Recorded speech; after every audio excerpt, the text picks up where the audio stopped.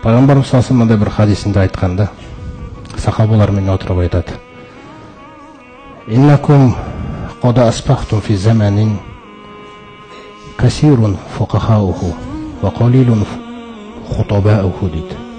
«Ва касирун муътуху ва қалилун суалуху вал амалу фихи хойрун минал илми» дейді. Сахабаларын айтып отыр: сендер бір сондай заманға тап болып бақытты болдыңдар дейді. Қараңыздар,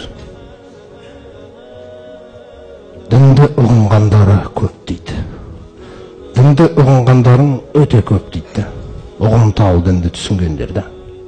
Дінді түсінгендерінің саны көп дейді.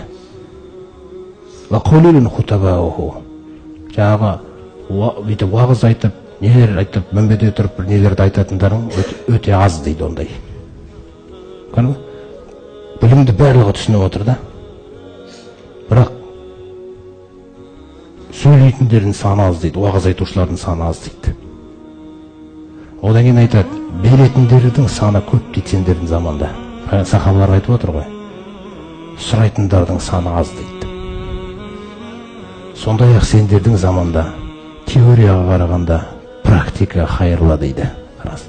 Білімнен гөрі амал хайырлы дейді. Сендер көп сөйлей бермейсің дейді білімді. Ол бар ода бір, бірақ ол тек амалға негіздегенсіңдер сендер. Сендердің тақырыптарың амал, еңбек.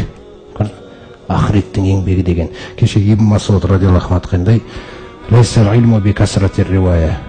Білім дегеніміз ол көп риваят хадистерді білгенмен есептелмейді дейді.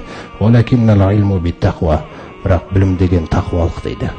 Амалдар. Сосын айтады: «Саяти мин баъдикум заманун». Сендерден кейін бір заман келеді дейді. «Қалилун фуқахау». Дінді ұғынғандар аз болады дейді. «Ва касирун хутабауху». Сөйлей беретіндер көп болады дейді. Не қараңыз. «Ва қалилун муътуху». Беретіндер аз болады дейді. «Касирун суалуху». Сұрай беретіндер көп болады дейді. «Вал илму фихи хойру минал амал». Амалға қарағанда білім, қызығып білімді сөйлей беру, таласа беру сол хайырлы болады дейді оларға.